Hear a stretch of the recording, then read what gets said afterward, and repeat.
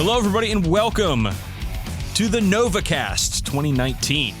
My name is Dan Boyd, and I am joined, as always, by my friend, Cracklin' McPigskin. Ooh, that's very southern, if I do say so myself.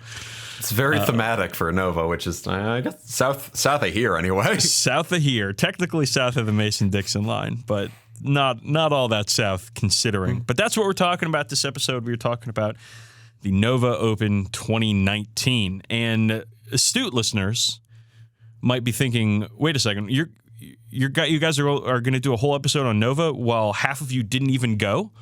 And it's true, we are, because there's a lot of fun things to talk about and a lot of people to talk about. But Campbell, the words I said are true. You couldn't go. And right. I'd love for you to give us a little insight into why you couldn't go. All right. Well, unfortunately, there's not really a joke here, and I don't want to get things started on such a bummer note. But Anne, my fiance, her mom just suddenly died the Monday before I was set to take off. They were incredibly close. I was fairly close to her as well. And I have just spent the last 2 weeks and change taking care of Anne, making sure she's as okay as she can be, and trying to kind of keep our lives running as best we can. Because as much as I wanted to be at Nova, I was genuinely needed back here. And making the decision between supporting my family and going to drink and party and game for a week, I won't say it's an obvious decision what you're supposed to do there. And it wasn't a difficult decision, but it was still a painful one. And I could not in all good conscience go and, party with a bunch of nerds for a week while Anne was home grieving. And that wouldn't be good for me. That wouldn't be good for her. That wouldn't be good for anybody. So there's nowhere I'd rather be right now than far away with a bunch of beer and toys and friends. But I've got to be here. This is where I'm needed. And some things are more important than toys and games. And, when I say we, I mean the Badcast community writ large really do support you for doing that. We'd love to see you at the con. We'd love to hang out with you and everything, but family has to come first. And when you're talking about a loss in the family, like you have to circle the wagons. You have to get with everybody. You just have to get through it. And there's so much bullshit like paperwork.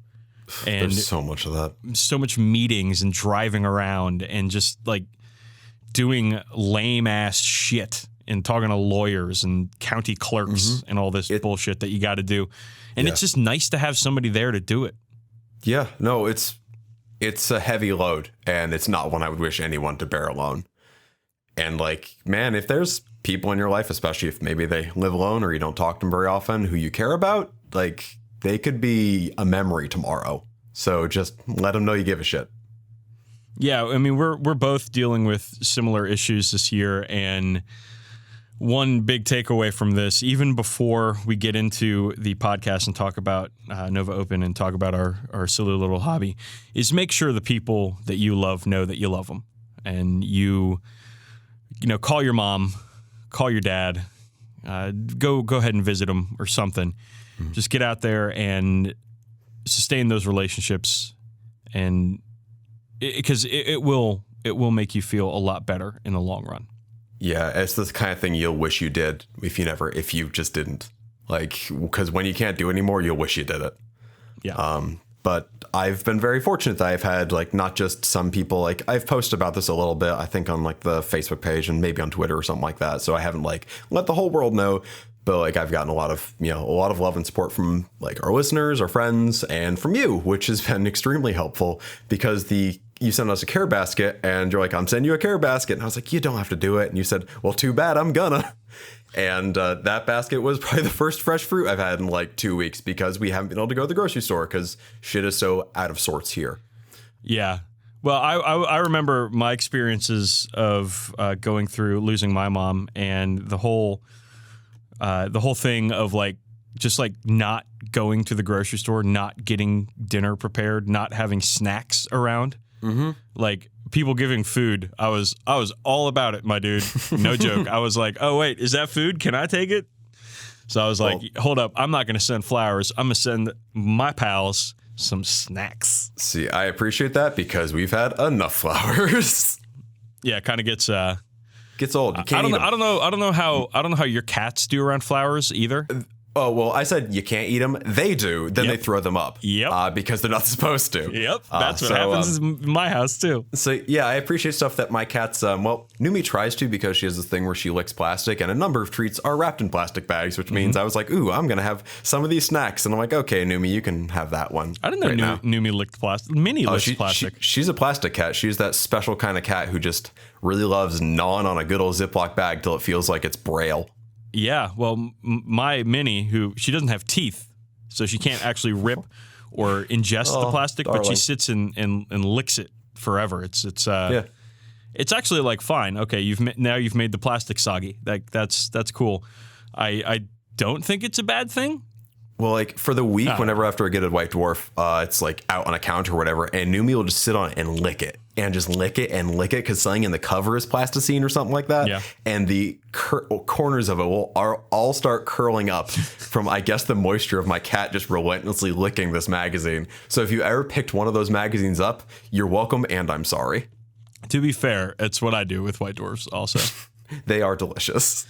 All right, well, let's move on. And, listeners, thank you for being so supportive to both Campbell of us. And to me. Honestly. And thank you for continuing to make our community here one of inclusion and support instead of gatekeeping and bullying. I really love all of you so much. This is such a great community that we're building or that we've built around here. And we haven't talked in 2 weeks, you and I, Campbell, not in person at least. Yeah. And this just makes me feel so good that we're back in the saddle doing it again. This is the thing I've just been looking forward to the absolute most, because after 2 weeks and change of, again, grieving, lawyers, driving, just boring administrative sad shit, it warms my heart just get to chat with my buddy for a couple hours about fucking stupid spacemen. Well, let's get into it, man. Let's talk about Nova Open. So first, Tuesday before Nova Open, our friend Liam, who is one of the overlords over at Goonhammer, comes to town, and I go and pick him up from the airport, from Dulles Airport, because Dulles Airport is the international airport in the D.C. area, and it's not really anywhere close to D.C. It's about 40 minutes away from D.C. And so I offered to go pick him up because while we weren't necessarily friends, he was a nice guy, and I thought, I'll give him a hand. It's a long ways. Now that we've spent most of a week together, I would say that we are friends, but at this point, we were just internet acquaintances. So I go pick up Liam. Here's the problem. They forgot his luggage. Oh, cool. Yeah, so poor guy had just one change of clothes and 3 Ravagers his name. He had all his, his passport, his information, and all that stuff, his wallet and everything, and phone charger. So it was okay. But he didn't have his army for the GT he was about to take part in, and he didn't have more than one change of clothes. So, I mean, most people at Nova don't seem to have more than one change of clothes anyway. Hey-o! So I grab him, I drop him off at the hotel, we hang out and, on the drive. I picked him up during rush hour, so ended up being like an hour drive. But talked to him, whatever. Dropped him off, and then the next morning, I pick him up. This is Wednesday now. I pick him up, and we go to work out at my gym because he had been talking about getting a workout in, and I was like, hey, why don't you come work out with me? And so we did, and it was a lot of fun. And I think he's more of a runner than a weightlifter, and I am much more of a weightlifter than a runner. So I think there was a little bit of crosstalk there, but it was good. It was a good time, and then we went and had some vegan banh mi sandwiches. Ooh. And I got to tell you, bud, I've been doing a lot more vegan meals in my life lately, and I am enjoying it. That's wonderful. I'm happy to hear it. Actually, I've been doing that too. I know I just shat on the fucking Impossible meat or whatever, like an episode or two, like a bonus episode or 2 ago, but we got a couple of the vegan sausages, and they're pretty fucking good, man. Yeah. And I'd like to at some point in my life be a vegan, but I'm not there yet. So I don't think I could, but also I don't have the dairy issue you do. That is a thing. I avoid dairy almost all the time. Because you'll take ice cream out of my cold, dead hands. I can. So this weird thing has started happening to me when I eat ice cream, where I should say another weird thing has started happening to me when I eat ice cream, where my throat starts to hurt after 5 or 6 bites of ice cream. That sounds like an allergy. It feels like itchy and burny. So I think it is, but it's not just on. It's not just on like dairy ice cream. It's on that Halo Top stuff, which is dairy free. Yeah. It happens then too. Oh, geez. Yeah. So I don't know what's going on. So at this point, I just avoid ice cream of all shapes and flavors. Oh, that is not a life I want to live. I don't know. Fucking cookies. Cookies are my jam. That's where my sweet tooth kicks in. Anyways, so Wednesday, meet up with a bunch more goons. We're hanging out at the hotel. We're doing all this stuff, and then the studio preview comes in at night after dinner. Mm. And buddy, let me tell you something about this studio preview. Yeah. It was fucking balls to the wall awesome. Yeah. For multiple reasons. 2 big reasons, but a lot of other stuff. So they announced fucking everything at this thing. They had something for every game system they run. Yeah, even if it's just a teaser. Now, you've seen it because you go to Warhammer Community. Correct. So which meant there was one picture of the preview, or I don't know if it was posted on their Facebook or on the Warhammer community site, but you are in the picture. But you're just kind of like a kind of grumpy looking mess of like 32 pixels around the center of the photo. Yes, no, I know exactly what picture you're talking about. I don't know why I was so grumpy, but that's just what I look like. You were probably thinking about the question and answer round that happened at the end, and you just suddenly just couldn't keep that look off your face. Yeah, I mean that's unfortunately how it goes, man. It's like my face just I try to make it look good, but I just haven't been able to do so yet. You just permanently look kind of like one of the heads on our logo. I'm sorry, everybody. You're beautiful. I'm doing the best I can over here. All right, so like the big thing they let it off with was the Psychic Awakening dealio, which is just new shit for everyone. Next big narrative push, like up there with Vigilus, which sounds super cool. But that also means if there's new shit for everyone and it's like Vigilus stuff, are there going to be like a dozen Vigilus-sized books? Is there going to be that much more lore I'm never going to get around to reading? But it looks like, I mean, it's still very vague right now. I think they showed off later a Plastic Howling Banshee and a Plastic Howling Banshee Exarch, which both look dope as hell. Yep. But that's about all we really have for Psychic Awakening. Is just that it's going to be new narrative, new campaign stuff, new stuff for every army, which means, again, the book bloat is going to keep going, but that's fine. New stuff is cool. Well, the new Plastic Howling Banshee, I mean, this is let's not no sell Plastic Aspect Warriors real quick. Yeah, Plastic Warriors are a big thing that Eldar players have wanted for a very long time, and I've wanted 4 Eldar players for a very long time because they're still rolling with either 4th Ed Finecast models or 2nd Ed Finecast models. Yeah. And that's all you get. And like they've shown us so far. We're going to do next week. We're going to do a whole full regular episode where we're going to break down the stuff that they've talked about since Nova, which is going to be a lot. So fucking strap in for that, y'all. But the Plastic Aspect Warrior they've shown, and they've shown the Plastic Howling Banshee Exarch too. Like very, very cool. Awesome dynamic poses. And I got to imagine with the quality of the kits that have been coming out recently, like, these things are going to look fantastic. I'm most excited for Striking Scorpions. They've always been my favorite. Ooh, yeah. Maybe they'll be worth taking someday. I've always really liked Warp Spiders, but I think it's just because I like them so much in the Dawn of War games. I will say one thing I do like about the Howling Banshees is they're like, the ones they've shown anyway, is that they're very dynamic. They're doing the very typical GW pirouetting off a piece of rubble look that is the byline for dynamic, but they don't look quite as all over the place as Harlequins, which I think is a nice way to kind of distinguish the two roles. Because like Eldar, hyper agile. Howling Banshees, even more hyper agile. And fucking Space Killer Clowns from Outer Space, even more agile. So I think it's nice there's a little bit of a posing difference there, which is a subtle but really neat little touch.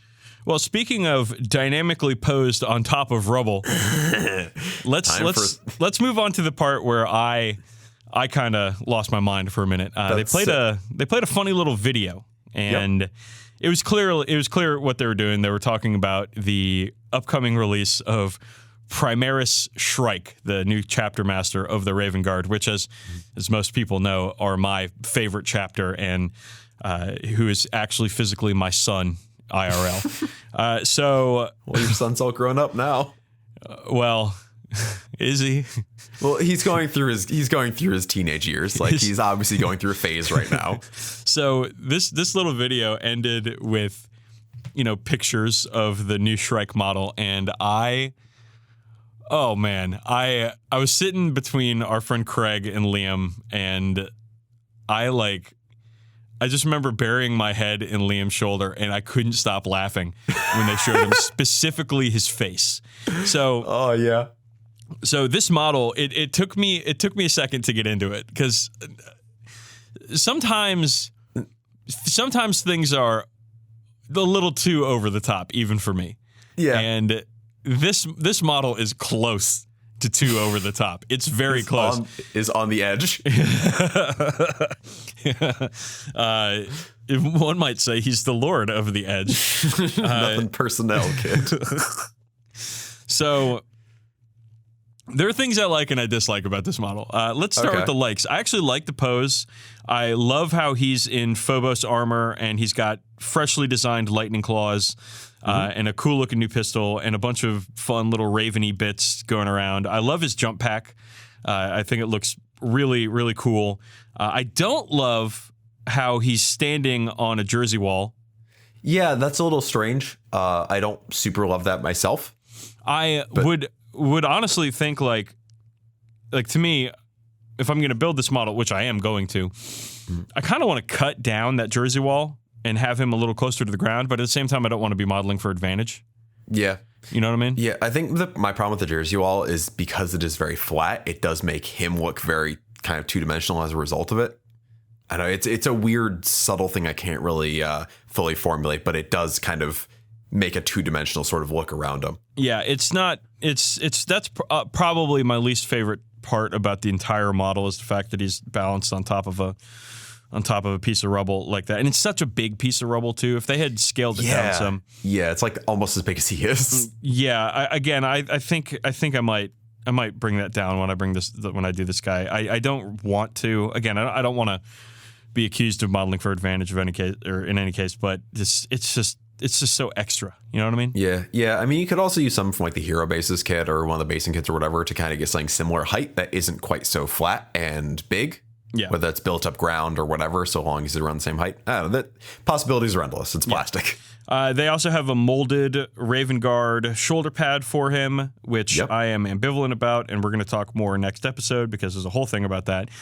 They gave him a little beaky helmet, which is nice. I do not know if he can be constructed with the beaky helmet on or not. I've seen some Photoshops with that on the internet about that, and it looks pretty cool. But let's talk about his head real quick. That Spider-Man 3 Peter Parker-ass haircut? Hell yeah. Oh, my God. He has got the quintessential scene swoop to him. Yep. And at first, it was eye-rollingly terrible. And then second, I was like, okay, no, I get it. This is perfect. Welcome.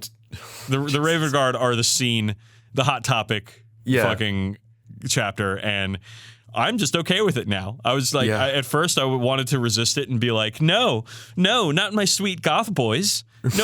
Nope. They have gone from like industrial goths to mall goths. And guess what? I'm okay with it. I'm here for it. I'm here for the Chaos Black Current. Oh, fuck. I ruined that one. Go ahead. Give it another shot. I'm here to be welcomed to the Chaos Black Parade. Okay. I like it. That's all right. I gotta talk about this. What's that band that does that song?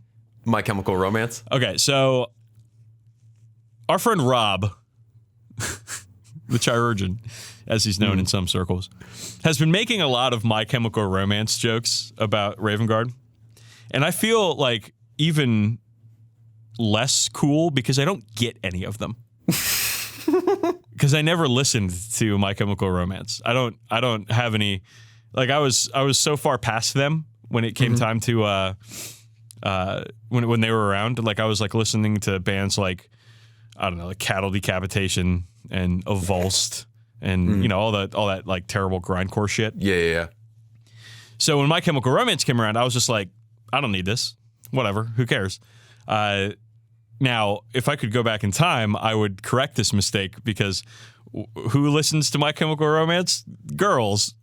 What do girls not listen to? Grindcore. And maybe I could have been, I don't know, maybe not cooler, but less terrible.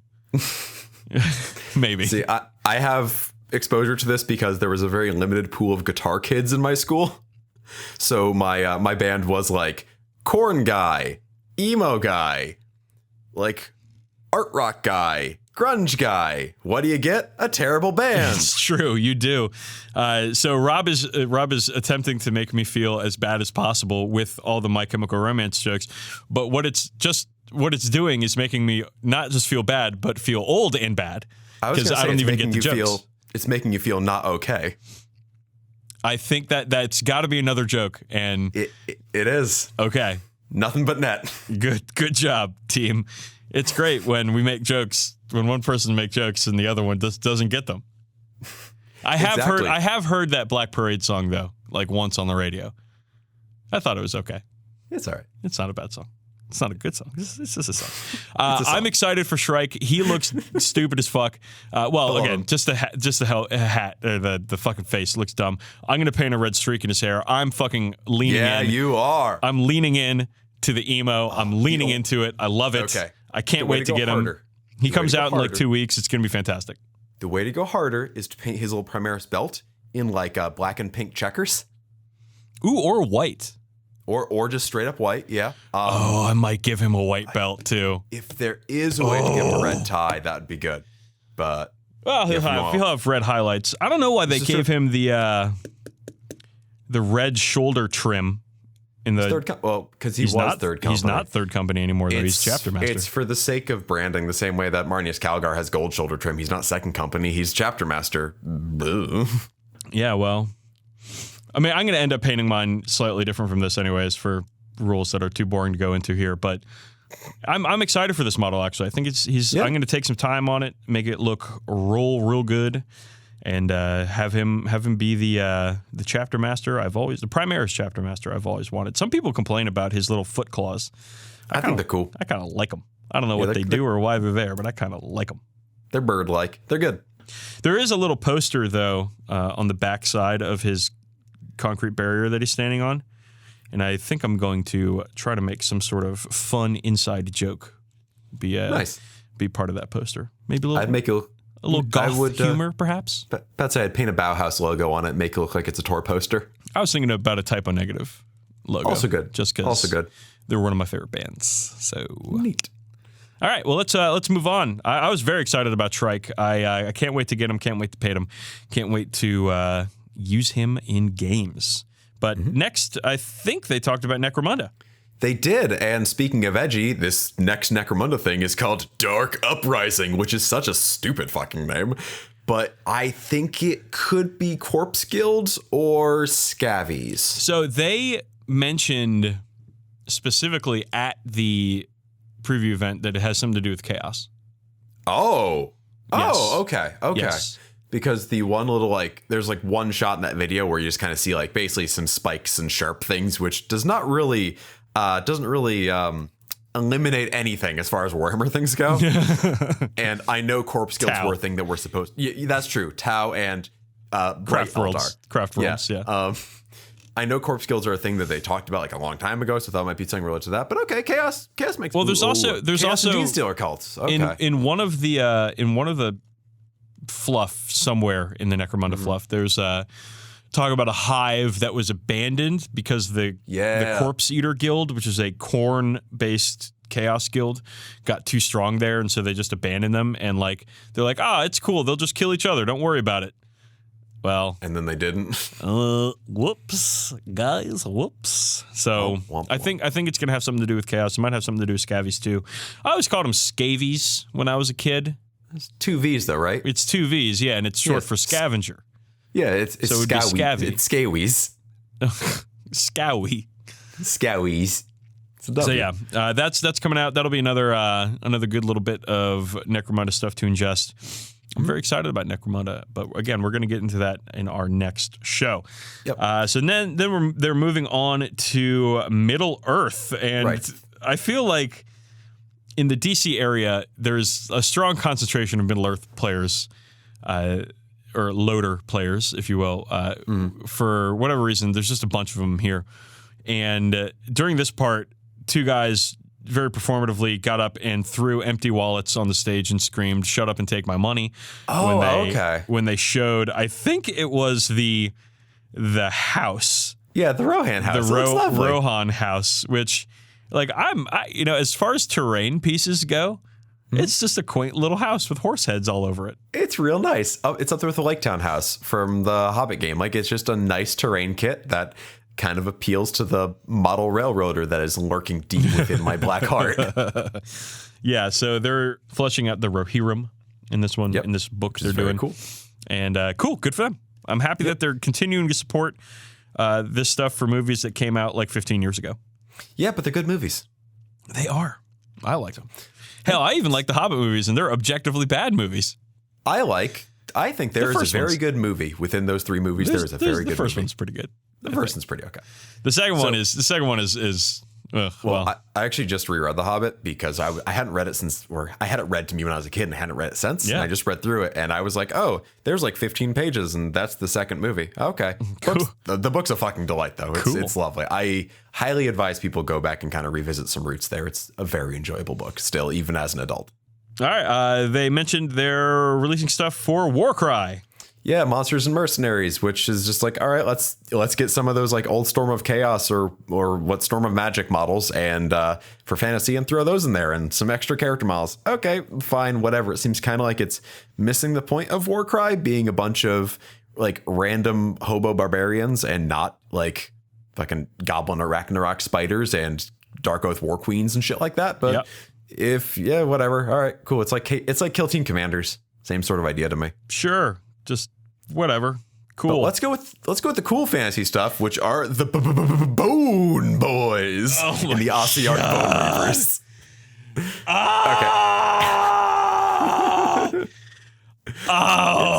Dude. Okay. I don't play Age of Sigmar.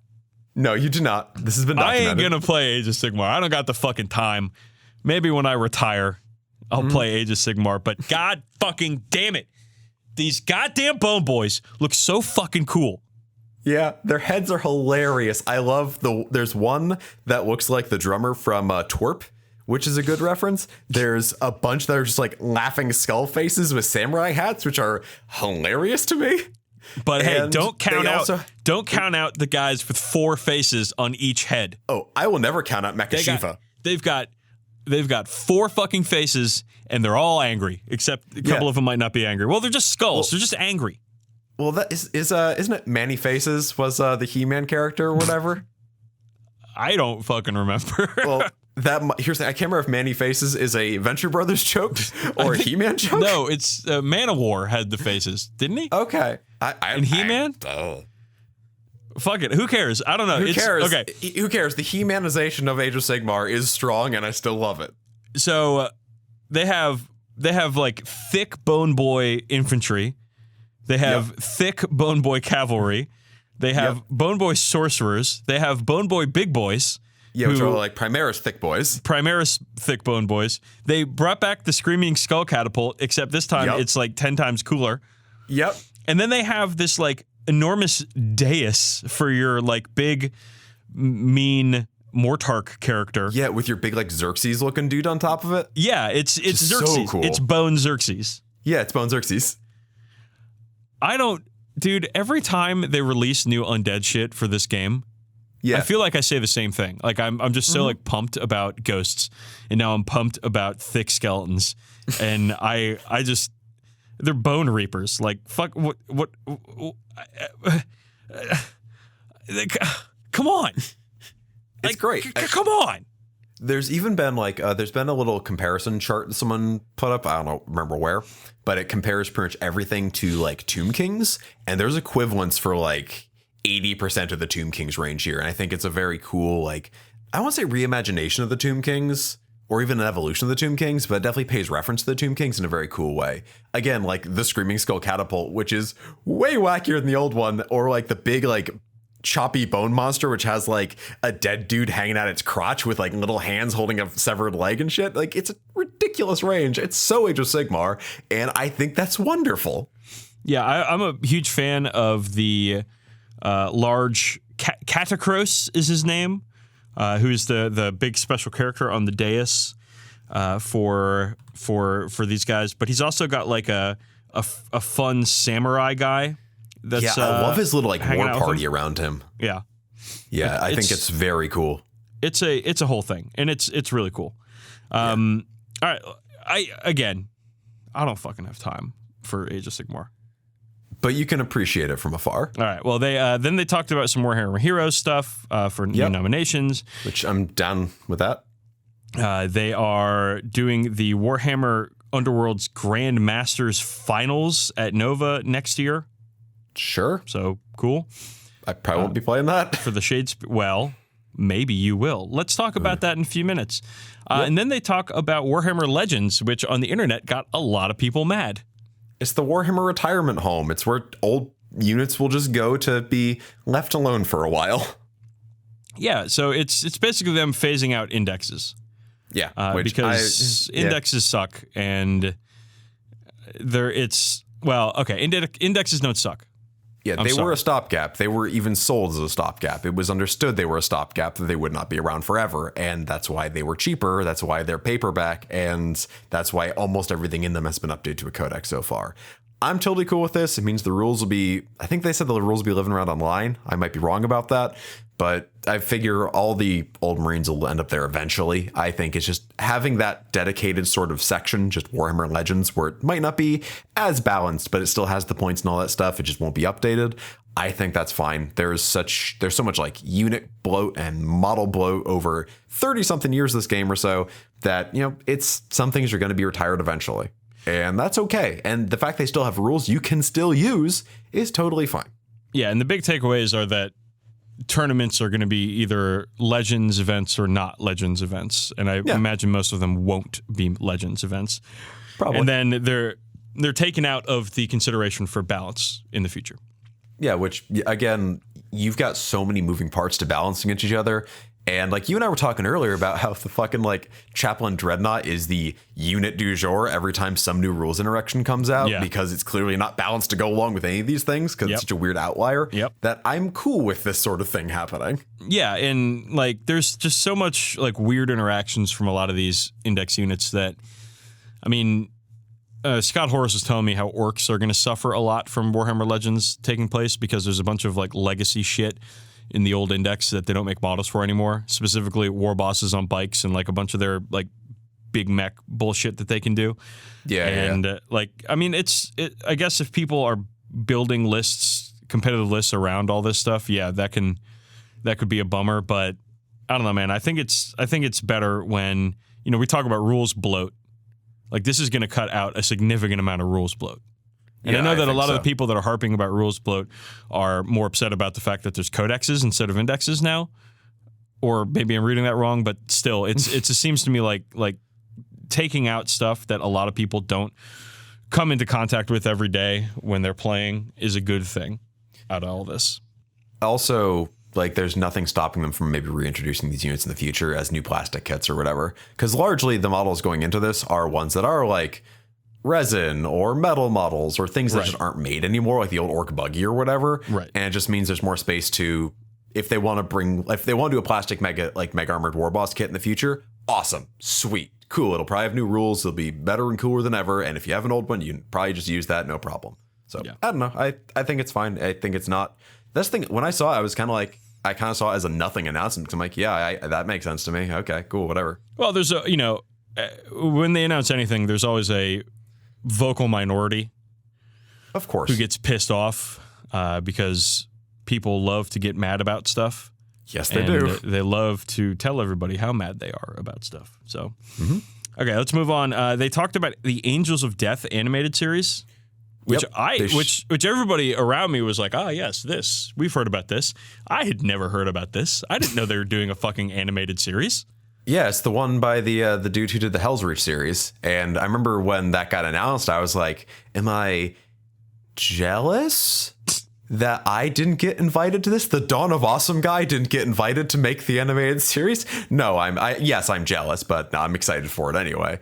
I hope it turns out good. They've got Jess Goodwin doing sketches for stuff for it, which is dope as hell. And that's got to be cool for him because I don't think he's ever done any artwork for animation before or like concept art for things that are really supposed to be animated in the way an animated movie is. So I'm interested. I'm very interested. I'm excited to see what it looks like and where that goes. I'm not like, oh man, this better come out in 2020 because this shit takes forever. And when it happens, it happens. I just think back to like the Lord Inquisitor, like that whole fan project, how that just kind of fell apart. And a lot of people were really bummed about that. But I don't know. We'll see what happens. I'm interested. I'm not getting my hopes up too high yet, but I'm interested. I mean, I literally don't care if it comes out or not. Mm-hmm. This is something like that has never existed. Like Warhammer, I mean, I guess there's that terrible Space Marine movie. The Ultramarines movie? Yeah.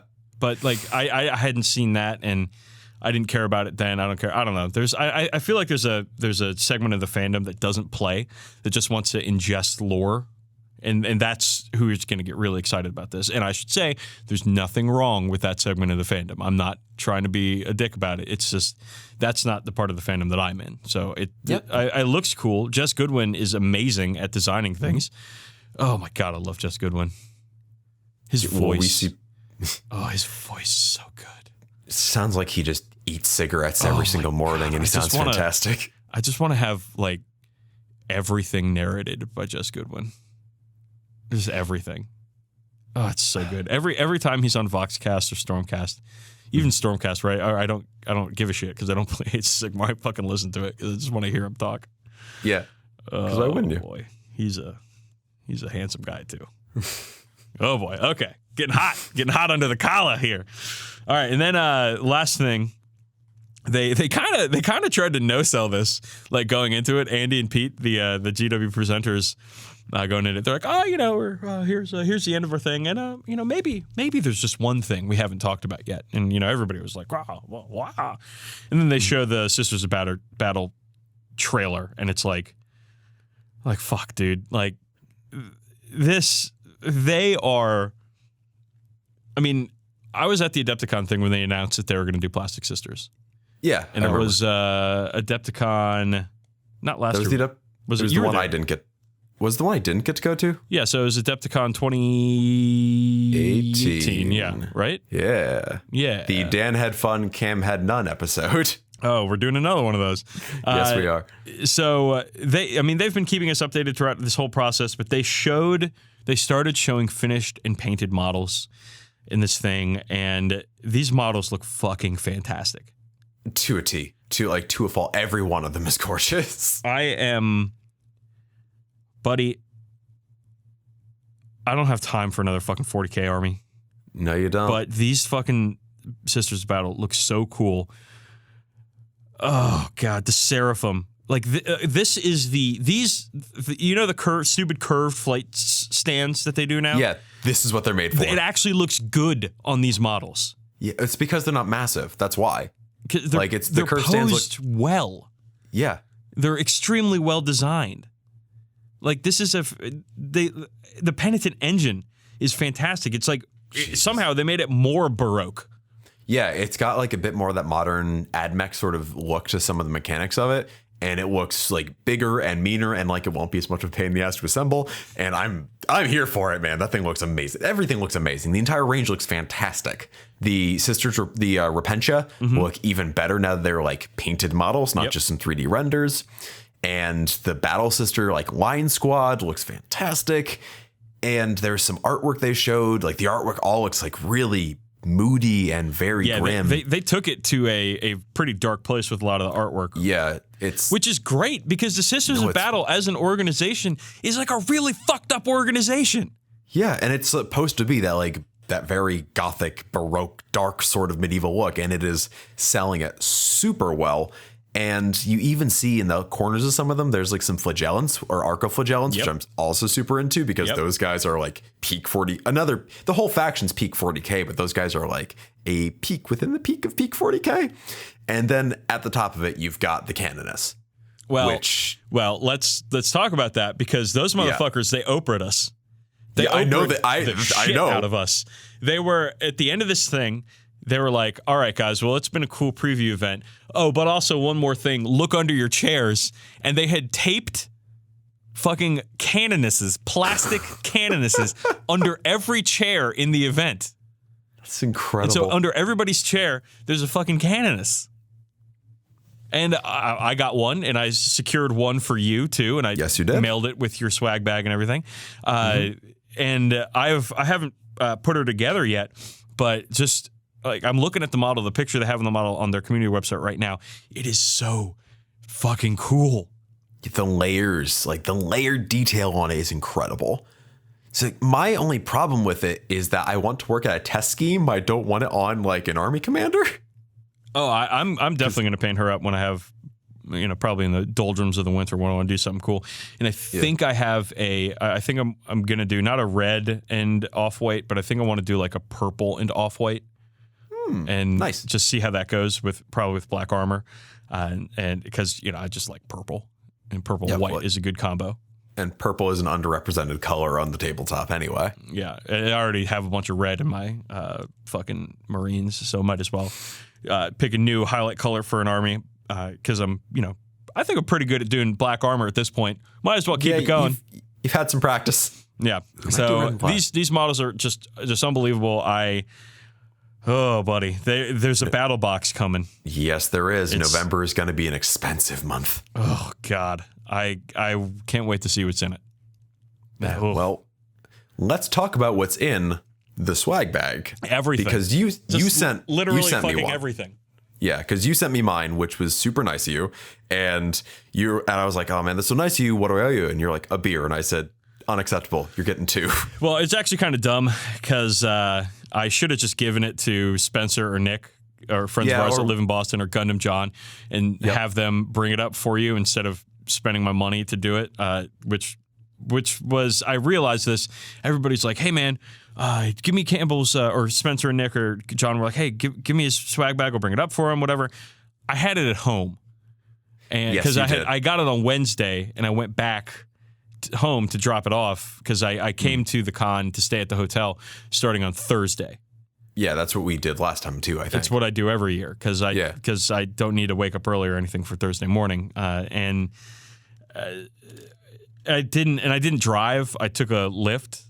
Okay. Because I didn't want to park at the hotel. Yeah. And it was just it was an oversight. I should have brought it with me, but I already had so much shit to bring with me anyway, so I didn't. But hey, you know what? Whatever. It was like $30 to get it up to you. It wasn't a big deal. Well, I will repay that debt in beer twofold. Well, don't worry about that. Please don't worry about that. But the swag bag itself. So we are both Supernova members, and this is our 3rd year in the Supernova program. So we got KR3s. Yeah, that's a cool thing. That's a really cool thing. Now I have 2. I have a KR3, a KR2, and I had 2 KR2 backpacks, but I gave one of them to Dylan because I did not need to wear 2 backpacks at once like the super cool kids. But we also got that KR Bogoho buy one get one half off. I have used that. Have you? I have not yet. I need to very soon because I was going to. One of the main things I actually want to do at Nova was decant my old Iron Warriors and Crimson Fist armies into new cases, and I planned out the cases and everything for them. So I just need to do that and spend some. Yeah, you just send them an email and tell them what you want, and that's what I did. I think it actually came today too. Oh, cool! Like in the mail. So I mean, KR is fantastic. Like they, for whatever reason, they didn't make it to the con this year, and I don't know why, but their products are just like.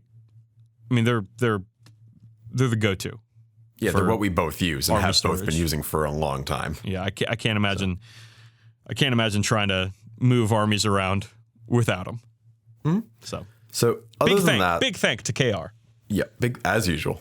So there's also the while you're at the con, the snack bag is kind of a lifesaver. Yes. In my experience, for me here, I've actually been using it too because again, like I said, grocery problems.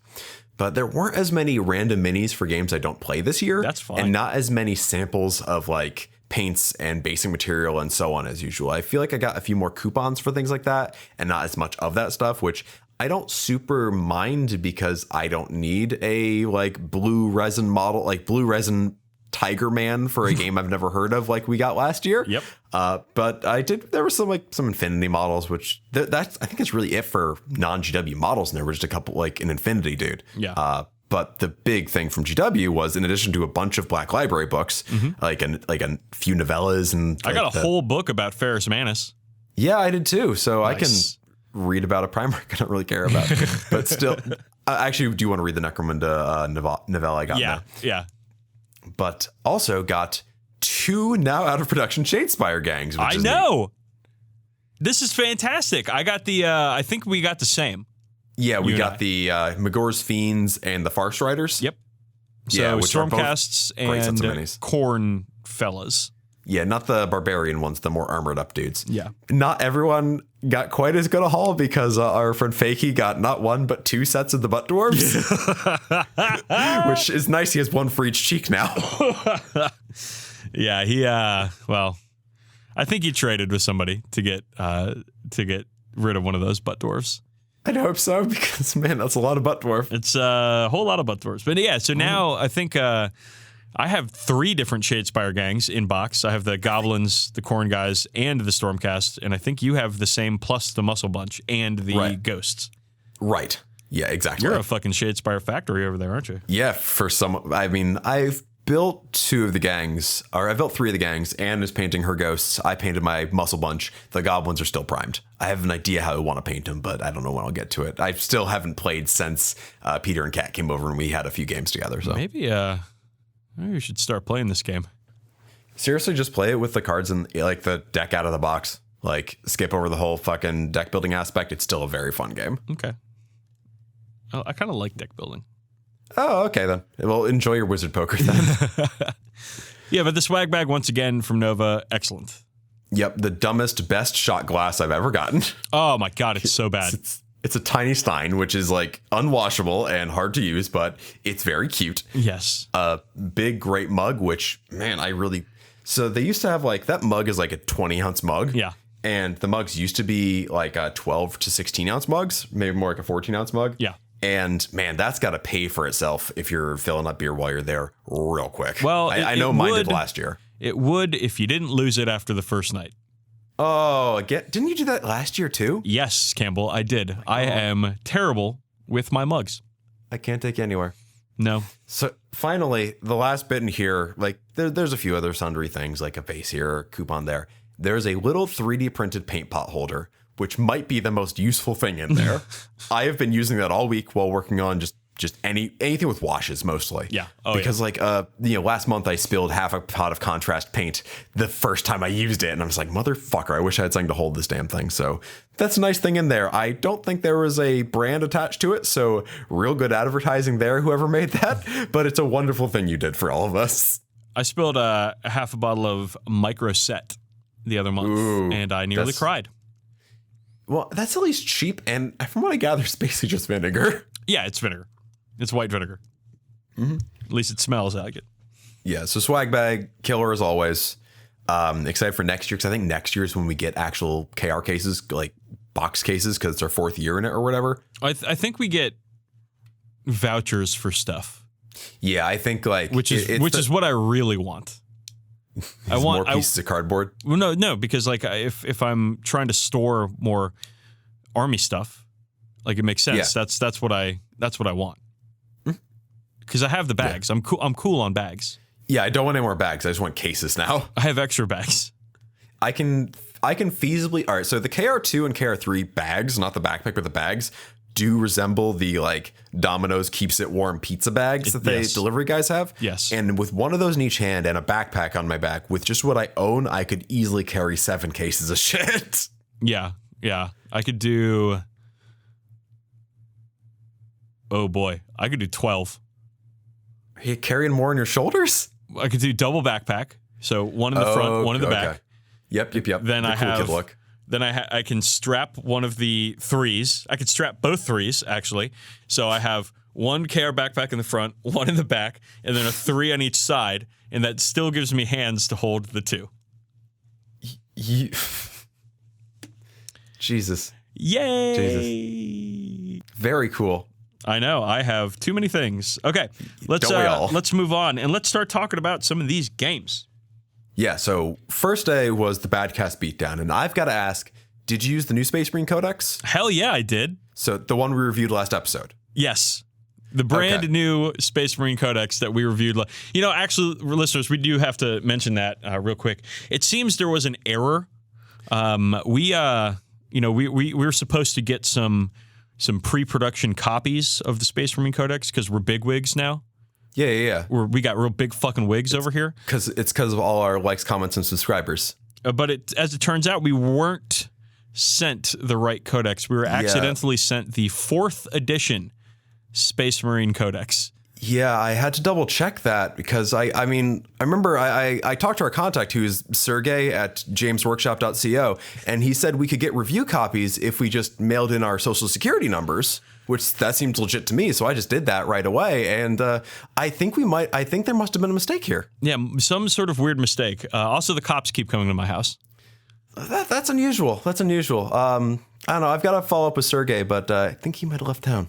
Yeah, I haven't heard from him. So, anywho, I had to go to the store to pick up the actual new Space Marine Codex.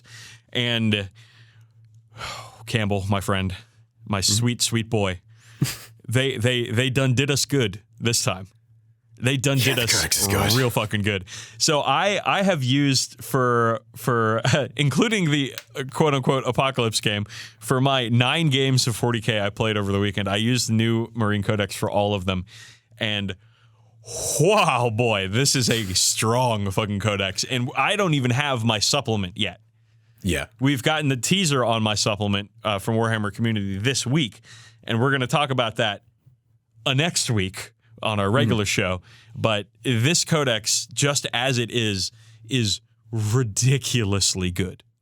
Yeah, I've actually been Dylan and I are going to be getting a game in this weekend, and I'm not going to use Space Marines this weekend. We're playing Age of Sigmar instead because I don't want to just bulldoze them with my Ultramarines. Ultramarines are real fucking good, my dude. They're really fucking good. Ultramarine aggressors are just like waddling around, double firing all the time, not giving a shit. They're just like full on death blossoming the entire time they're on the tabletop.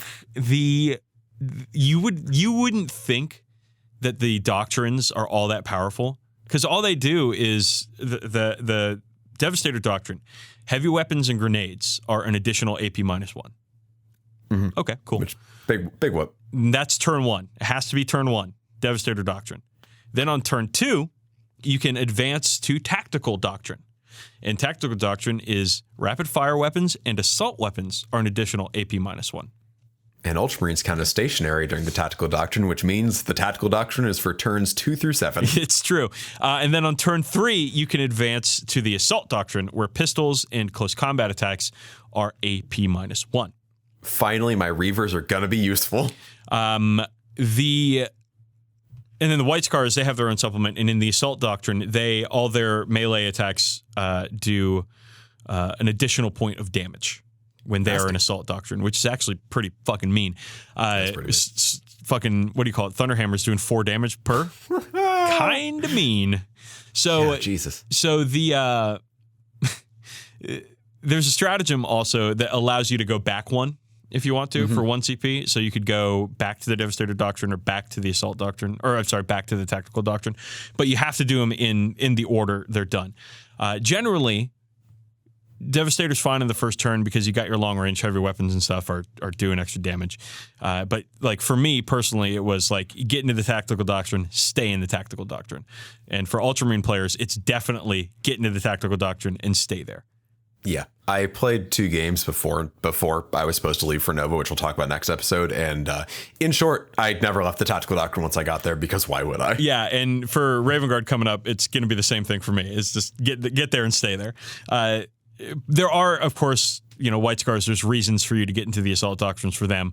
But I think for most people, you're never going to make it to the Assault Doctrine. Most Marine players are going to stick around in the Tactical Doctrine.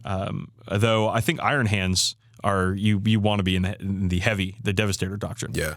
Which is cool. I mean, hey, it's cool that it's more ways than just chapter tactics for the chapters to specialize and to get their own flavor. And I'm a huge fan of that. The Codex is just so good. Dude, it's like everything is so good.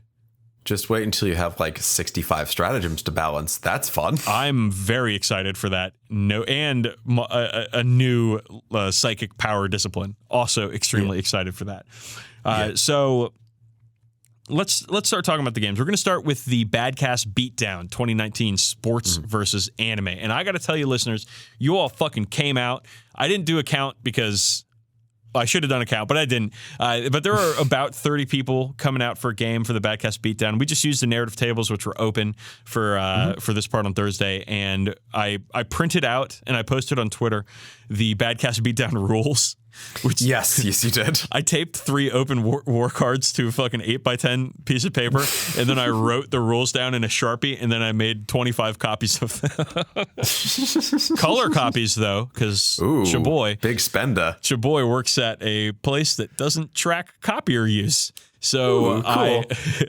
I made those, and we had a ton of fun. It was about 80% were on team sports to about 20% on team anime. And the elite core. The elite core strong of but team few. anime. And there were a couple of people who were just like, I'm not on any team. I'm just here to have a game, which was honestly fine too. I managed to get a game with our friend David Robertson. Oh, awesome. How'd you do? Well, he took a very fun list, which was a bunch of Lightning Claw Terminators and Land Raiders. And and I took my new Space Marines with the Repulsor Executioner. Thing that does real good against Land Raiders, yes. Oh boy, the Repulsor Executioner does not fuck around. No, it does not. Oh man, I'm gonna have to get another one of those. In the lead up to Nova, I was like furiously painting this thing to get it done because it's real good, and with the new rules, it's a whole lot fucking better. You don't have one yet. No, I don't. You need to get one and paint it before Adepticon. I think that night I had a dream that Anne bought me one and I used it to kick your ass. But I've not gotten one yet. No. Yeah, it's real fucking good, dude. I'm excited to try it. It's really good. I don't really want to paint another Repulsor right now, but I do want that cool tank. I don't want to paint another Repulsor either, but I want a fucking another one of those. So I played David, and I mean, Dave's such a cool guy. And so it was a ton of fun. Friends, yeah. He managed to get a charge off with his new Codex Terminators with Lightning Claws. Ooh. And Bud, they really fucked up some of my dudes because they're like 4 attacks on the charge doing. He like buffed him up with a Chaplain 2 to be Strength 5 and Damage 2. So they just scythed through a whole flank of my army, which I was like, oh god. But I mean, again, we were playing the mission where you have to just kill the courier, which is you choose a character. That character is your courier, can't be your warlord, and you play until that thing's dead. Okay. So there was no turn limit on this game. I think one game ended up going to like turn 9 or 10 also, which was hilarious for the Badcast Beatdown. So played Dave, and it was just a ton of fun. We had our friend Evan showed up in his fencing gear. Our friend James, who goes by the name Eifert posting on the internet, showed up in a Tyler Eifert Cincinnati Bengals jersey, which I really appreciated. There weren't really a whole lot of anime costumes. I know our friend Jay, he made an effort, but other than that, it was just some anime shirts, a couple of the Badcast anime shirts. Well, also the Badcast anime shirts have been outselling the Badcast sports shirts, but I also think that's because more people own sports shirts that are acceptable to wear outside the home than own anime shirts that are acceptable to wear outside the home. Yeah, that's a good point. I have both. Yeah. So you said you didn't keep track of score, which I think from team sports, who are all about that scoreboard, is kind of a shortcoming.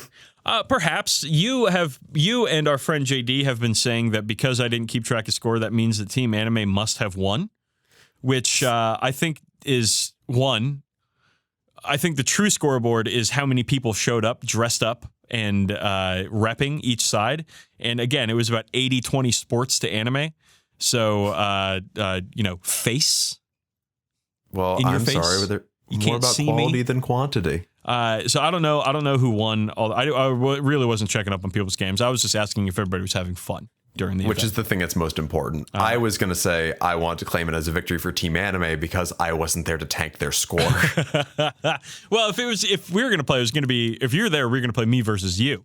Oh, yeah. And I do not, we're both using Marines.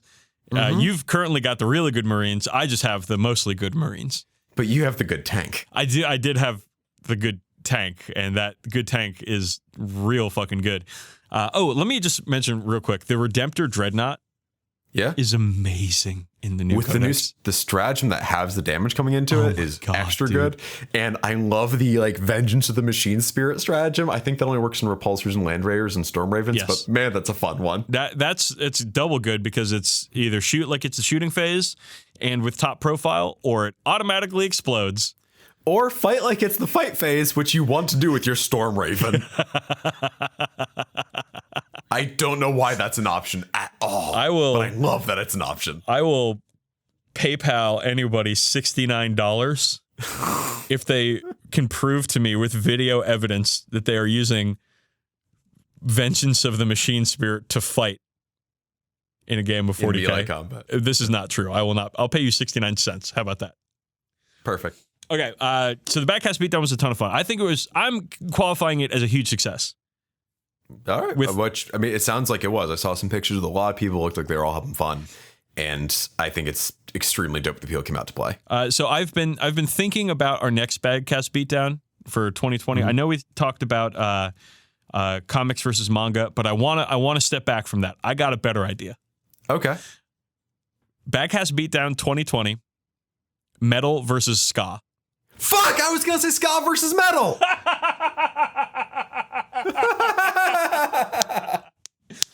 All right, so that's it, listeners. Badcast Beatdown 2020, metal versus ska. I am clearly on Team Ska. Campbell is clearly on Team Wizard Van. So come prepared. 2020 Nova, same thing. 2 p.m. Thursday at Nova. Badcast Beatdown 2020. Table 69. Table 6. I had to. So they had put out the tables for the invitation on the Triers, and they had scrapped a bunch of the table numbers. Oh, okay. So I just went into their table number pile and grubbed around until I found table 69, and I just ran it over to a table and said, "This is it. This is table 69." I can't wait. I can't wait to see a bunch of people skanking while playing 40k. It's going to be fantastic. Oh, it's going to be real bad. Going to be real bad. Okay. Fuck yes. So yes. So then I got dinner and hung out with a few goons. Man, we have such an amazing crew of people now at these events. Yeah, we have a running crew at every single con, and it rules. I mean, the crew has exploded in membership and enthusiasm in the past year. I'll talk more about it later at the end of this. But let's get into the games here. So Nova Narrative 2019. Coming in, it is the final battle between the humanity and the virtue, and it was, well, the narrative as a whole, unfortunately, I think was not as good this year. Really? It was not very well organized, and there really no story elements were added or anything. It was just sort of like, hey, come on and have some casual games. The games were fun, the atmosphere is very chill, and the vibe was good, but it didn't feel like a narrative to me. It just felt like casual 40k gaming. I mean, there's nothing wrong with that, but yeah, I get what you're going for, because some years the narrative is really heavily integrated into each of the games and the Warlords meetings and everything. Yeah, the Warlords meetings kind of almost didn't even happen this year. Oh, that's a bummer, because those are one of my favorite parts of the Nova narrative. Yeah. So again, the games are really good, but the narrative itself was somewhat lacking. So first game, Thursday Night Fight. It is a rematch of last year when I got stomped by Katie. When my Astreus got stomped against Katie's Eldar, and she was running Alatok, which is the -1 to hit, and Ulthway, so she could have Eldrad in there. Okay. And so it's the Shuttle Crash mission, which is an objective-based mission where you don't know where the shuttle crash is going to happen, so you kind of just got to spread out and hope that it lands near you. And this is a similar time where I was like, okay, I've got my big tank here, my Repulsor Executioner. She had 3 of those fire prisms, and buddy, those things fucking hit hard. Yep, they hit real hard. She does her Guardian Bomb thing, and she does a couple of planes too. So it's a strong list. It's a pretty strong list. And I had my double battalion Raven Guard with a bunch of new stuff. And man, I could even take bad units from the codex, and I still would be competitive in pretty much any of these games. That's pretty dope. It's a shuttlecraft mission. I take Meat Grinder, which is kill all her troops because she's got a bunch of weedy Dire Avenger and Guardian squads running around. She goes first and immediately kills my Repulsor Executioner. But Vengeance of the Machine Spirit? Vengeance of the Machine Spirit. Yay. 2 command points to get to shoot like it's the shooting phase, and I blow up one of her fire prisms in retaliation. Nice. So, it's like, okay, I lost my big tank right off the bat, but I get to use it. It gets to do something, which I think is a very cool thing. And I won this game. So I got revenge for last year. And I'd say that the thing that really won me the game is the lasting power of Primaris Marines. She had first turn advantage, and it was clear her army was built towards an Alpha Strike mentality with the Fire Prisms and the Crimson Hunter Exarchs and all that stuff. Just the fact that everybody on my team has a 2-up save always outside of 12 inches is awesome. The doctrines were huge in cutting down her armor when I needed it. Bringing down planes was easy because I had a bunch of plasma and stuff going off. And when it's all -5 to armor in the tactical doctrine with the rapid fire plasma weapons, there's just nothing you can do about it. I'm gonna get hits and it's gonna fucking do shit. So the new codex and my fucking dude, the Redemptor with Duty Eternal, the half damage strat. Yeah. He tanked a charge of 9 Shining Spears. They were out of range to shoot him with their 6-inch guns, but they charged him and he survived. Jesus, because I remember 3 or 4 Shining Spears trashing with my Knights last year. Yeah, this was a full squad of Shining Spears coming in, charging, and he survived. Good God. Yeah, and not only that, the hits back on the Shining Spears, just like he and the Chaplain. Oh my God, Chaplains. How has a unit ever gone from complete garbage can to top of the heap fucking A number 1 that quickly ever? Chaplains I don't think so. Fucking amazing. I'm glad I just painted mine. Dude, they're so good. 77 points for the Primaris Chaplain and the litanies. Campbell, the litanies. It's a steal. I'm doing fucking chef's kisses over here. The litanies are so fucking good. But that Chaplain was in every list. He kicks ass. You give him the fucking relic Crozius. He's rolling in at strength 6, AP -2, damage 3, flat 3 damage. He's just swatting Shining Spears out of the sky. He was fucking amazing. Dope. Also, they gave the Burning Blade relic, the Space Marine relic, D2, damage 2. It's it used to be damage 1. Yeah, right? It's so awesome now. You throw it on just a regular Primaris captain, and he hits like a fucking truck in combat now. Hell yeah. Space Marine close combat is actually kind of ridiculous. Because whenever you get charged, or do a heroic intervention, they get +1 attack just cause. Mm-hmm. And then there's a Warlord trait which can throw another +1 attack and +1 strength on top of that when they charge heroically intervene. So your captains and stuff, if they've got the right Warlord trait on the chart on first round of combat, that's 7 attacks. That's good. And with the Burning Blade at strength 8, AP -5, damage 2. That's really good. What the fuck, dude? It's a Primaris mulching machine. Yeah, and this is on an 86-point captain, Primaris captain, who can come in with 7 strength 8, the hit on 2s, re-rolling, because he's a captain, AP -5, damage 2.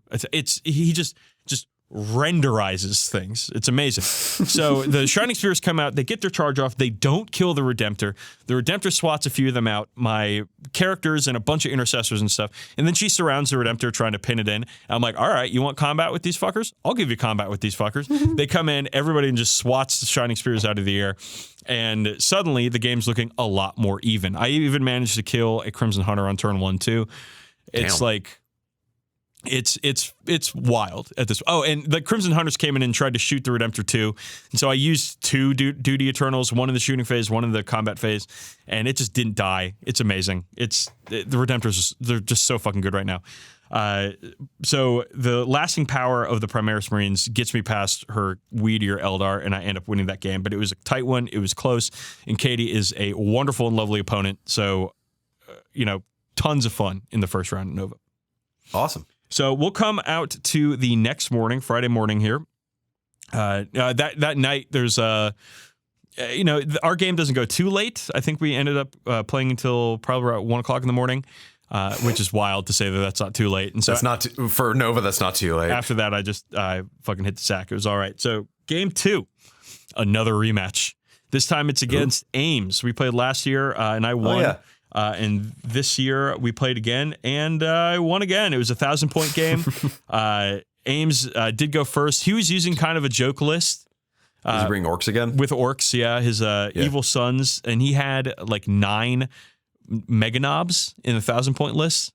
Righteous. And that's like half the army. Yeah, no, it was. It was basically that, and they did get a charge off and did some damage, but I mean, they just I had plasma. So at the end of the day, that's 1 unit. Yeah, like it wasn't. I think they killed my Redemptor on a charge or something like that, and then the plasma guns just shoot him the fuck up. So it wasn't that big of a deal.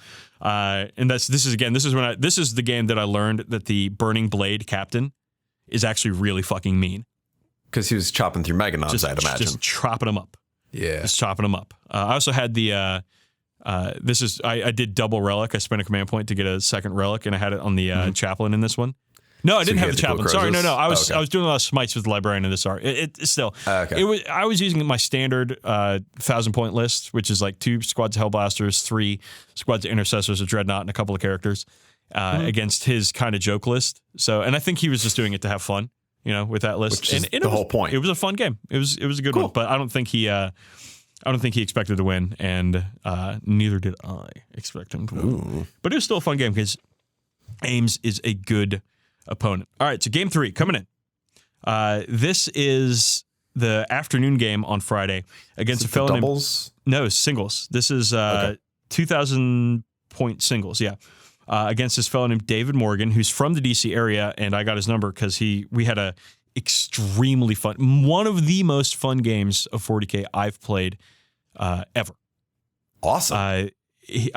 It was his Space Wolves, and we were playing on like an ice planet kind of map thing, so it was very thematic there. Thematic, yeah. He had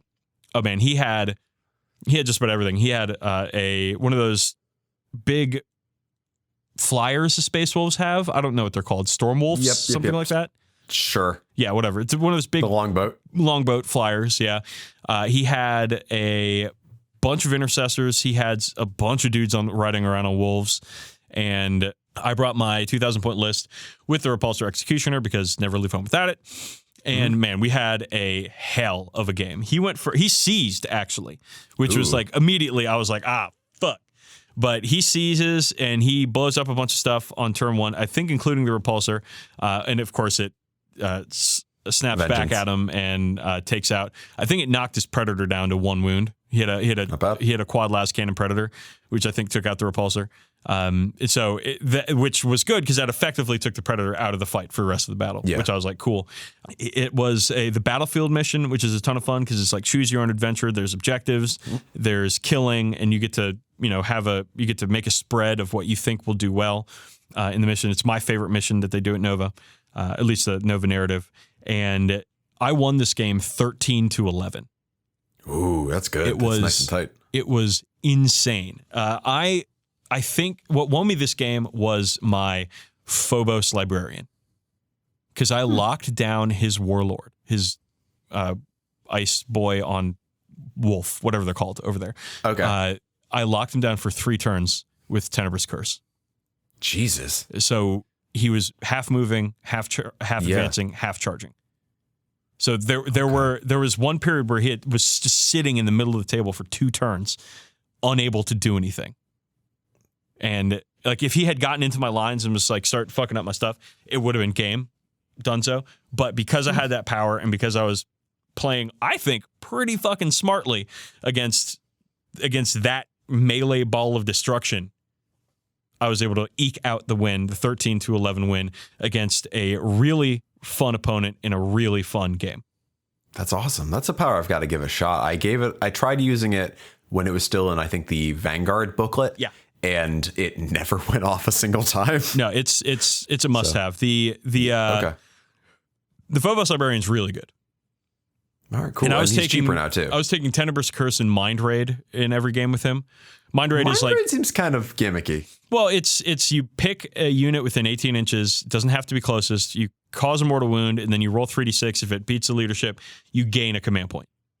Okay, so it's good. And it's the right. one way us Raven Guards have to generate command points during the game. Yeah, that's true. So I was using it fucking every turn. And some funny stuff happened in the Apocalypse battle with that, but I'll get to that later. So my fourth game, I was very excited about this one. I was playing a fellow named Peter and his Gene Stealer cults. Oh, fun. I had never played Gene Stealer cults in Really? 8th Not edition even yet. Adepticon? No, I hadn't played them yet. Oh, so man. I was very excited about this game. There are a couple of pictures of this game where you're talking about how my face just looks upset and mad. There are a couple of those where I'm like trying to think through this game where I just look extremely mad. And Peter, if you're listening to this, and I talked to him and we were cool the whole time, but I think I was having a problem with resting bitch face in this game because like Gene Stealer cults are a very hard army to suss out. Yeah, they're an army that will bamboozle you at every opportunity. So this is a game where it was another shuttle crash game, so it was objectives based. And I took Meat Grinder again because he had a lot of troops, and Gene Stealer cult troops are super squishy. I ended up winning this game, which was very surprising to me because I had no idea what I was dealing with. He, deep struck a bunch of shit all around my dudes. All I did was I formed up in the classic Space Marine battle pile and was like, okay, I'm going to have to weather at least several storms here. And boy, was I right. There was aberrants charging out of Deep Strike. There was a flamer bomb that showed up 3 inches away from my guys with like a million demo charges and a bunch of hand flamers. And it was fucking wild. But my dude survived the initial bullshit, and the Redemptor ran fucking wild. He did not have an answer for it. Like No rock saws or anything? No, he had those, but I had screened well with my intercessors. So my intercessors end up getting chewed up by aberrants. And then the Redemptor just like ices his entire flank. Like takes out everything. It was wild. It was really cool. Your Redemptor and your Chaplain being like the stars of the show game after game is really funny to me because a month ago I would have thought you were high. No, they were bad until this codex, and now they're really fucking good. So that game was a ton of fun. I was very like trying to figure out what was going on, kind of thing.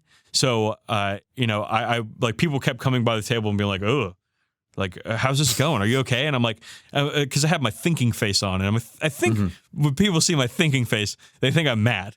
Your thinking face and your grumpy face are very similar. Yeah. So I wasn't grumpy, though. I was having a good time. And Peter was an excellent opponent. And it was a really fun game. However, it did take very long. And we ended up playing until almost 3 o'clock in the morning. I believe it.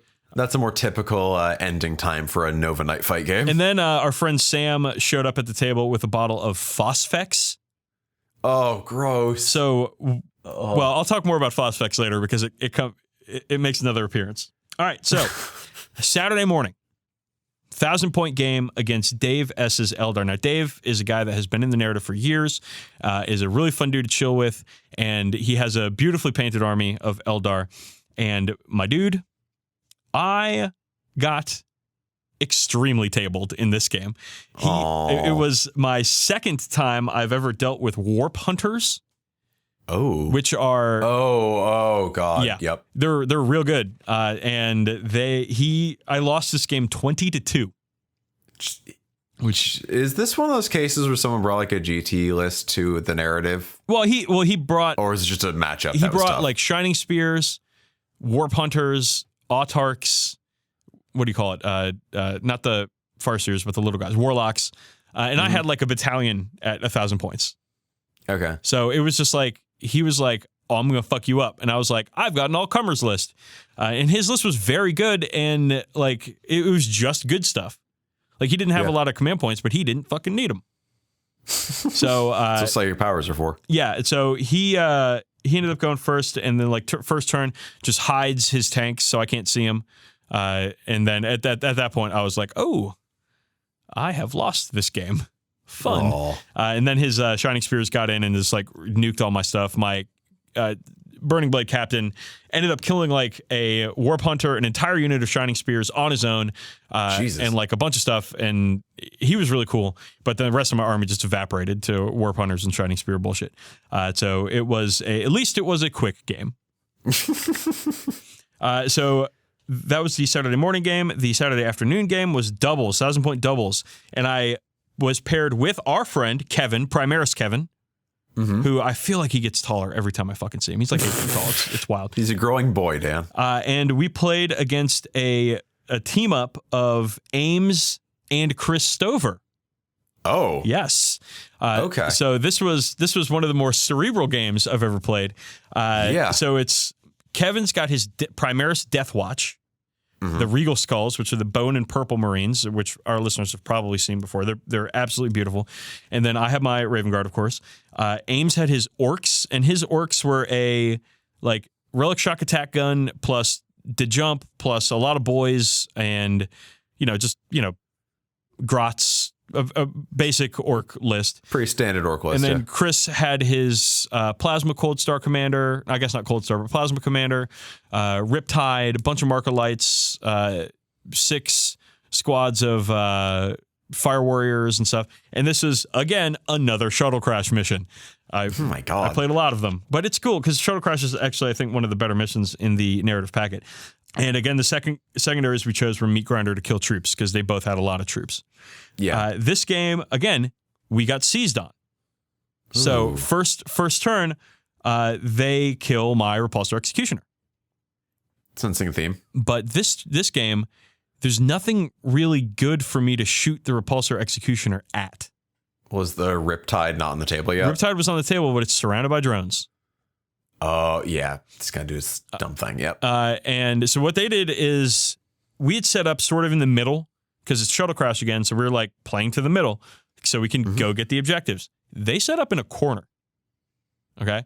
And the Shuttle Crash comes in on a random corner. Yes, and then it flies towards the middle of the table and then it veers off a little bit for the crash.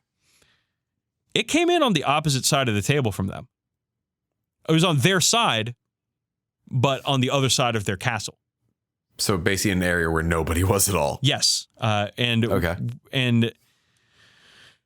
this is what won us the game. Because the way you deal with a Tau castle is you just move away from it. You just put line of sight blocking terrain in between you and them, and you just don't worry about them. Because once they start spreading apart and moving out and stuff, that's when it all breaks down. Like, sure, they killed the Repulsor Executioner turn 1. Okay, that's fine. That's cool.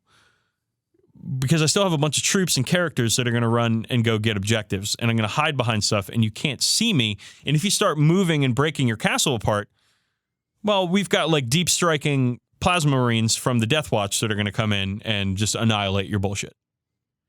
And then like Ames was playing this game with his shock attack gun where he was spending like 6 command points a turn, making it like really good at shooting, and it just didn't do anything. That seems like too big an investment for too little a payoff. Yes, no matter what it's going to be. Definitely like, I can't justify spending the 3 command points to do the orbital bombardment, let alone do this sort of thing. Although against a Tau castle, that might be. No, we did the orbital bombardment against the Tau castle. It put it killed like 1 drone. It was hilarious. Neat. But Ames is playing very conservatively with his orcs too. And if instead of like trying to hold back and like game us or whatever, if he had just rushed the objectives, which again were on their side of the table, we had to go further than. Well, I guess they were kind of in the corner, so it was probably even on the amount difference of going. But like we just got to the objective and put some line of sight blocking terrain in between us, and it was like game over. Like they were not going to knock what was like 30 Space Marines off the objective with Fire Warriors and maybe some orcs. And then it just wasn't going to happen. And then he like tried to come in and like do a jump with a war boss and try to fuck stuff up. And I don't think Ames realizes how good Space Marine characters are at combat now. Yeah. And like, okay, yeah, you'll kill them, but they're going to kill you. Like it's also might have been a little too late at that point. Yeah, it was. So it was like, it was just, I think that if they had set up in the middle, their castle in the middle, and so they could have actually acted towards getting the objectives when they needed it, it would have been a much closer game, and probably they would have won. Yeah, because they could just sacrifice a turn of shooting to just move the castle onto the objective. So remember, gang, if you're playing Tau, honestly, if you're doing a battle pile, if you're doing anything that is going to involve a lot of synergy and a lot of units being near each other, fucking put them in the center of the table. Don't pick a corner. Like, you got to be able to stay mobile in most of these games, especially these objective scoring games. And especially these objective scoring games where either the value of the objectives is random and you're going to have to move out to grab the good ones, or you don't know where the objective is going to end up.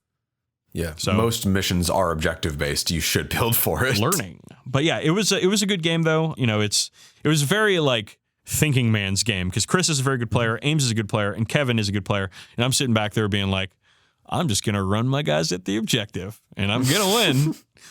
So it was a good one. All right, last game of regular 40K against Nick and Spencer, the Connell brothers. My friend Dylan, he brought Space Wolves. Cool. And this was another battlefield mission. So choose your own adventure. So it was Spencer's Khorne Marines, his Berserkers mainly. Yep. And Nick's Necrons. That's right. He had Necrons. Oh, okay. Against my Raven Guard and Dylan's Space Wolves. And this was a game where, I mean, everybody just ran up the middle and tried to kill each other. And the Berserkers and Necrons ended up winning. Oh. It was just a big game of attrition going down. And there were high points and low points on both sides with a bunch of fun charges and a bunch of total chaos happening in the middle of the battlefield. But it turned out... Capital C chaos, yeah. It turned out that Nick and Spencer won the day. And it wasn't even a long game. I think we finished up around 12:45 for a night game. Well, which was A-okay. But it was a fun one. Nick and Spencer are great opponents and great dudes. And of course, Dylan is a good friend of mine from here at home. So I had a wonderful time in that game. I'm sorry to hear you lost, but that's what happens when you don't have me to carry you. It's true. Let's quickly touch on the last game. Okay, so it's the Apocalypse game. The Apocalypse game. And the big understanding is that this is like old style Apocalypse, not the new Apocalypse rules. Yes, this was large 40K. That's a better way to put it, yeah. Not actual Apocalypse. I didn't want to do it. The night before, I was like, man, I don't want to do this. It's going to be too crazy. And so I told Joe, I was like, hey, I'm probably not going to do the Apocalypse game tomorrow. But then I got to my room and I got thinking. I was like, no, I'm the fucking faction leader for the Humanity team. I have to participate. Yeah, what kind of leader doesn't go into battle alongside their troops? Exactly. I have to be there. I have to see this shit through. So we fucking go down the next morning. I get 3,000 points of Marines out, including my Astreus, and I put myself right in the middle of the thing, right across from Scott and Katie, and I'm like, let's fucking do this thing. Which is opposite from last year where you hid in the corner. Well, I wanted to be on an edge because I wanted to have room and not be like sandwiched between people. But it just turned out that I just didn't do anything the whole game, which was fine. But this game, I was in the middle of it for all of it, which was, it turned out to be actually a ton of fun. Awesome. Like, it was a really good time. And it was, so the first thing, here's what happens. We set up, and I don't know if you remember this, but with Joe's Apocalypse games, you have to bid for first turn. Yes. And you bid your command points. Yes. So we got together, put our heads together on the humanity side. And we actually had to like borrow some virtue players because we were like something like 10,000 points down from them, or maybe even more. I don't know. We had to borrow a few virtue players. It was wild. It's because you don't have a Manta. No, we didn't have a Manta. Well, the Manta died on turn 1, but we'll get there. So I'm like, all right, guys, let's win this game. Let's do this. We got to figure out how many command points we have as a group. And so we tally up, and everybody does like their pre-game command point spending or whatever, and we come out to 97 command points. Okay. And I'm like, all right, guys, how much do we want to bid for first turn? And so everybody's like kind of quiet. You know, it's kind of early, and a lot of people haven't had coffee yet, so there's not a whole lot of energy happening right now. And I'm looking at these guys. I look over at Scott, and he's looking at me. And he's like whispering to Katie, and I'm like, these motherfuckers are planning something. They think they're smart. When I'm given an opponent who's smart, generally in life, Campbell, you know what I do? You do the dumbest thing possible. I get stupid. Exactly. Yeah. So I was like, I know what we're doing. We're doing fucking this. And I go over to Joe and I say, Joe, we are wagering 97 command points on first turn. And he's like, are you sure about that? And I was like, yes. He's like, how many does that leave you? And I said, none. We are wagering all of our command points on first turn. Yeah.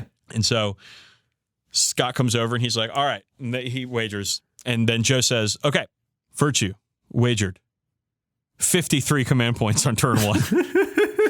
Humanity wagered 97. And so Virtue gets those 97 command points. So they just have basically, they had 106 and now they have 205 as a group. So they get the free command points the entire game. And I'm like, fuck yeah, let's get after it. So we get first turn. There's no C's or anything. We just get first turn, and we fucking light them up, dude. We kill the Manta, turn 1. We kill a bajillion Lords of War, and it's immediately apparent that we're going to win. Because we just take out so much of their shit. And, I mean, that's just how it goes. Like, the first turn advantage won us the game. What killed the Manta? Oh, like Sydney and his entire army. Nice. Like he had like 3 or 4 shadow swords. Like he like built his army to kill a Manta. Like he had been like collecting on the off season to kill a Manta. I love that, dude. Yeah, Sydney's amazing. Sydney's a fucking king. It was a fun game. It was a lot of fun. It was very like nobody gave a shit, very chill. Because they were just like using command points willy fucking nilly. Yeah. All right, and so I'm like, this is like turn 4, right? And we go 5 turns on this thing. Turn 4. I'm like, all right, I'm finally in range with my Phobos Librarian to pull off a mind war on one of Katie's warlocks. And if it goes off and I can roll over the warlock's leadership, we get a command point, our first of the game. Yes, you do. Yes, you do. So I roll the psychic test, and I roll Snake Eyes. Nice. For a fail with a perils. I'm like, fuck. So it doesn't happen on turn 4. Turn 5 comes around. I try it again. I say, I'm getting this one fucking command point for my side. I try mind war, and it goes off. And I roll over the leadership, and I get 1 command point for humanity. And then I immediately blow it on re-rolling a 6 because my next psychic power I tried to use on my other librarian. I rolled double 6s, and he had like 1 wound left, and I was like, fuck, I can't explode because it's going to explode everything else. Jesus. And so I had to re-roll that 6, and it worked out. So I had 1 command point, and I was the only person that got to use it for our entire side. Neat. And we ended up winning. We ended up winning by 60 points in the Apocalypse game by a large margin. So at the end of the event, humanity, which had been, I guess, had run onto hard times the last couple of years. Yeah. We had an overwhelming victory. And the Humanity versus Virtue narrative campaign ends with humanity beating back Virtue's best efforts at eradicating humanity and creating a permanent human presence in Virtue space. Wonderful. So humanity has won. We are the champions. Scoreboard, motherfuckers. Suck it forever. Or love for Dan. Or for not much longer because the narrative is over now. And that narrative is over. That narrative is over. There will be a new narrative next year. I have no idea what the details are, but we're going to figure it out, and it'll be a very good time. I promise. So let's go on to awards. I don't remember what everybody else won, but I won an award. I got third place for painting. Nice. Yes, which I was very proud of, and because of that, I got to pick an award from the award shelf. And I picked an orc to start collecting orcs box. Oh. So. Okay. 29 green is still potentially available, Got Campbell. 3 months left of 29 green. So I have now I have at home of unbuilt and unpainted orcs. I have like 40 boys, 10 Gretchens, the war tricycle, a dreadnought, a pain boy, and a unit of knobs. If you want more knobs, I can send you some knobs. Well, I might have to take you up on that because I have a burgeoning orc army in my closet at home, and I'm thinking about what I want to do with that. Dan's burgeoning knob. That's really gross. Cut it out. I don't think I will. Yay. Right, so the narrative was a ton of fun, but I do have some criticisms. Like I said, it was not as well organized as in the past. It just seemed like here's a space for casual gaming. The a la carte nature of it, like where people are coming in for every round and, you know, you don't know them and they're not assigned to war groups and you have to assign them and talk to them and greet them. For me, it's exhausting. That's always been the weakest part of the narrative in the past. And I don't want to do it again. And I'm going to push I have some ideas about how to do Nova, casual gaming and narrative gaming Nova in the future. And I don't want to talk about them now on the show because none of it's set in stone. Okay. And while I think I might be able to do a couple of things in the future for Nova, I don't want to talk about it until it is ready to go. So we'll leave it at that. But the whole event was extremely chill. The vibe was very good. And I got in 9 very fun games of 40K. And I would not do it any differently awesome. if I were to do it again. And it seemed like all of our friends who came over across the pond had a great time in the GT. I know that there were a lot of fun things happening out there in the lounge at night. A lot of people were partying. Sunday night, oh my God, Sunday night was a huge party. We got up there in the lounge. Everybody's drinking beers. Everybody's having a good time. We close the lounge down. Floor Boy makes a resurgence of hanging out on the floor again. Yep. He gets incredibly wasted, and Sydney and him pretty much get into a fight, which is very cool. Yep. I kind of stopped drinking late and was just sort of chilling, like sipping some whiskey. It was great, so I didn't get like super wasted. And so you weren't there, unfortunately. No, I was not.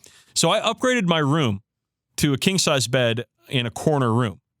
Ooh. Because I was like, fuck it. If I'm gonna be here alone, I might as well do this. And because Danielle ended up coming out and spending a night on Saturday night because she was working at the bar as one of the bartenders, and so she spent the night and having a nice big king size bed, you know, very comfort, cool. Luxury, whatever. Yeah. So I was like, fuck it, I'll host the after party. Oh. Yes. Oh, and I told. boy. Well, here's the thing. I told like 5 people. I was like, hey, come on down to room 600, which is my room. For the after party, and we'll hang out. Sydney's like, all right, I'm going to go to McDonald's and going to grab a bunch of cheeseburgers and I'll meet you there. And I'm like, yeah, fuck yeah, you are. That sounds amazing. And like Jason Sniffin was there. He's wasted. He was, okay. So I was Poor reading guy. the like group chat while that was going on, and I'm just like, what the fuck is going on? Because for some reason, Jason is asking for M space Donalads. M Donalad. He wants some M Donalad. Jason was wasted, and they go to McDonald's, and like they come back and they save the party. It was amazing. Mm-hmm. So I tell like 5 people that to come on down to room 600 and party. So I go down there with a couple of friends, and down we're just like drinking whatever, and then like 10 minutes later, there's like 25 people in the room. You done fucked up. It was a pretty wild time, but I, fucking Galaxy Brain over here, kind of stopped drinking. I was like, I just had some whiskey. I was sipping it. I wasn't pounding anything. I certainly wasn't drinking Phosphex or Sump Croc. The new Phosphex derived cocktail called Sump Croc, which they had that whole fucking like 2-gallon bottle of Phosphex, and they drank all of it. Good dude. God, I kind of want to try Sump Croc, but I also don't want to go blind. It's a mix of like, I forget exactly what it is, but I think it's like vodka, gin, tequila, and rum. Yeah, and then they dye it bright blue so it looks like a Windex. So my dad talked about when he was in college, he'd go to parties and they would make a mass party cocktail where basically everyone would bring booze and they would just pour it all in a trash can and drink out of that. And that's what Sump Croc and Phosphex remind me of. Yeah, so it was a pretty wild time. It ended up going until about 3 a.m. when I got super tired and I was like, all right, everybody, get the fuck out of my room. And they did. That's nice. And I went to bed. I did a little bit of cleaning up, went to bed, and the next morning I woke up and I honestly wasn't that hungover. Well, it's because you had that delicious M. Donalad to fill you up. Dude, I had like 3 McDoubles. Jesus. It was so good. That's a it was single so necessary. McDouble. Oh my god, dude, it was so good. But yeah, it was a great time, man. It was a good party. Everybody was chill. There wasn't like nobody was fighting. Floor Boy had already passed out at this point. Sydney had the fireman carry him out of there, right? He was well. He did. Floor Boy was fucked up enough that he had to leave the rooftop twice because he was fucking like hammered and belligerent, and so Sydney took him down and put him in the room. But he wasn't tired enough, I guess, and then he came back. It's like when you put your toddler to bed and they're like, no, I don't want to go to sleep, and they come back out because they want a juice box. Pretty much. And see, so he comes back and he's still belligerent as shit. And I was just like, oh, I'm not dealing with this. I'm going to let Papa Sydney deal with this one. But I mean, nothing came from it really, except a couple of funny pictures of Floor Boy in a headlock from Sydney. But it was a good time, man. It was excellent. Sunday came around and Danielle came back and picked me up and took me home. And that was the end. And then I had a couple of days of post-Nova depression. Just like after my wedding, when I had a couple days of post-wedding depression. But it was good. It was a good one, man. Nova remains my favorite con of the year. It remains really the best time I think you can have in this hobby. The crew of people we have around us now, of listeners, of Goonhammer folks, of every just whatever, pals, like Nova crew, like your own local friends who are there anyway. My own local friends who are there anyway, which is wild. It's a truly amazing group of people, and god damn it, we do have a lot of fucking fun. So yeah, that's Nova. That's Nova 2019. Listeners, thank you so much for checking us out. I know this one is a little long, a little rambly, but that's how it goes, especially when it's only me talking. Hope you enjoyed it. We will be back next week with a quote-unquote regular episode with our normal spread of segments and shit, and I promise Campbell will be doing a lot more talking in this one, not just me. But again, thank you so much for listening. Thanks for checking us out. Campbell, is there anything you'd like to add before we head on out? No, I mean, I am extremely bummed I missed it this year. I hope I never have to miss it again. For a number of reasons, I hope I never have to miss it again. Yeah, let's we'll get you in there for Adepticon, and we'll get you back next year. That's it. I already have the fight in the room booked for Adepticon. Like, that is set in stone. Oh, Adepticon's going to be rad because there's going to be a whole lot of people coming for that, and we have to defend our trivia titles. Oh, that is true. That is the most important event of all. Assuming they do 40k trivia again. They better be 40k trivia again. I want to win another fucking medal and another improbably good piece of prize support for a very drunk trivia game. I hope they do. All right, listeners, thank you so much. We are the 40k Badcast. We're bad at 40k. You can too, and we'll see you in the next cartoon.